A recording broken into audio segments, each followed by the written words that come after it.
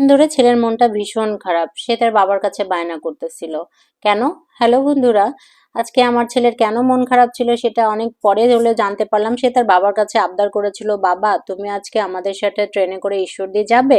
অনেকের বাবাই ট্রেনের মধ্যে আসলে ঈশ্বরদী যায়, ও বাচ্চাদের সাথে বাবারা থাকে। তখন আমার ছেলে তার বাবাকে ভীষণ মিস করে এবং খুব কান্নাকাটি করে ট্রেনের মধ্যে।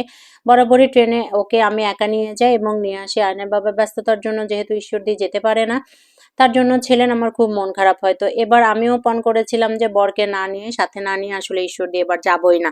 তো এই ঠান্ডার মধ্যেও বরকে সাথে একদম কোলে বেঁধে নিয়ে চলে গেলাম বগল দাবা করে, যে এবার তোমাকে যেতেই হবে। ছেলে আর আমি যেহেতু একজোট হয়েছি, সেহেতু আয়নের বাবা নাছোড়বান্দা হইতে পারলো না, সে আমাদের সাথে রওনা করলো। এদিকে ছেলে মহা খুশি হয়েছে, বাবাকে সাথে পেলে আসলে সে তার আবদারগুলো পূরণ করতে পারে। তার কারণ হলো সে জানালা খুলে, জানালা তো খোলা যায় না, দরজা দিয়ে যখন ট্রেনগুলো স্টপেজ নেয় তখন দরজার বাহিরে গিয়ে সে বাহিরের দৃশ্যটা দেখতে পারে। সে আমার জন্য হাঁসের ডিম সিদ্ধ আনে, মুরগির ডিম সিদ্ধ আনে এবং হচ্ছে ছোলা ভাজা, মুড়ি ভাজা, এগুলো সবকিছু নিয়ে আসতে পারে। এই জন্য এই আক্ষেপটাই তার রয়ে যায় যে ট্রেনে কেন বাবা থাকে না, অন্যদের বাবা থাকে, আমার বাবা কেন থাকে না। এদিকে বাবা ছেলে কিন্তু নিচে নেমে পড়েছে টাঙ্গাইল স্টেশনে। আমি বারবার জানালা দিয়ে তাকাচ্ছি যে ট্রেন কি ছেড়ে দিম, আমার বাচ্চাটা কোথায়, আয়ন কি নিচে নেমেছে। আমি প্রচন্ড রকম ইমোশনাল মা। আমি আমার ছেলেকে চোখ বন্ধ করার আগেও মনে হয় 10 বার একটু চেক আউট করি যে আমার ছেলেটা কোথায় আছে। জানি না ও বড় হওয়া পর্যন্ত অপেক্ষা করব কি এইরকম থাকতে পারবো কিনা। এরই মধ্যে কিন্তু ট্রেনটা চলে এসেছে, মানে ট্রেনটা ছেড়ে দিয়েছে।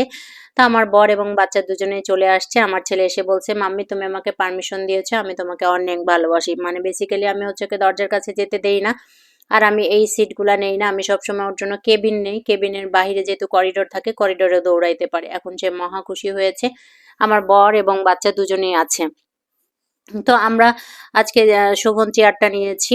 এখন ছেলে অনেক অনেক আবদার করছে। এর মাঝখানে কিন্তু আমার ছেলের যে মিশুকি স্বভাব আছে, সেটা হচ্ছে ট্রেনের মধ্যে আগে পিছে যত প্যাসেঞ্জার থাকে সবার সাথে জম্পেশ খাতির জমায়। তো পিছনে একটি মেয়ের সাথে ওর প্রচন্ড খাতির হয়েছে। মেয়েটা ওর চেয়ে 2 বছরের বড় হবে এবং ওর কাছ থেকে দেখেন স্টিকার গুলা নিয়েছে। স্টিকার গুলা নিয়ে ট্রেনের জানালাতে সে লাগাচ্ছে এবং খেলছে। মেয়েটাও প্রচন্ড মিশুক, ওর মাম্মির সাথে রাজশাহীতে যাচ্ছে।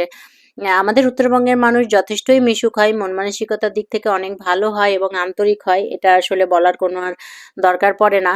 তাই স্টিকার গুলা নিয়ে খেলছে এবং স্টিকার পড়ে যাচ্ছে। আর ওই মেয়েটা, পিছনের যে বাচ্চা মেয়েটা ছিল, সেই মেয়েটা যা কিছু খেয়েছে আয়ানকে সব কিছু শেয়ার করেছে। সে যতগুলো জিনিস শেয়ার করেছে, আয়ান হচ্ছে একটা জিনিস দিয়ে সেটা পুষিয়ে নিয়েছে। আয়ানও শেয়ার করেছে এবং শেয়ারটা কিন্তু সে শিখেছে। আজকে সে প্রচন্ড হ্যাপি। সে আমাকে বারবার বলতেছিল, মাম্মি আজকে তো আমি খুব হ্যাপি।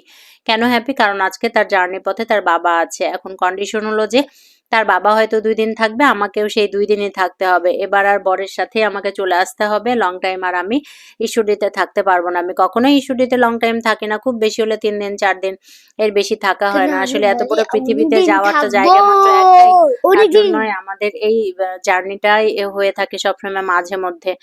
তো মা ছাড়া আমার আসলে দুনিয়াতে আর কেউই নাই, কোথাও যাওয়ার জায়গা নাই। আমার মা যতদিন বেঁচে আছেন আমি ততদিনই যাব, কারণ মা আমাকে নিঃস্বার্থভাবে ভালোবাসেন এবং মা আমাকে এত এত আগলে রাখে যে এই ভালোবাসাটা থেকে আমি বঞ্চিত হতে কিছুতেই চাই না। তো আয়ান এই বাচ্চাটার সাথে খেলা করছে। সবাই ভেবেছিল যে আয়ান যার সাথে খেলা করছে সে হচ্ছে আমার মেয়ে, অর্থাৎ আয়ান।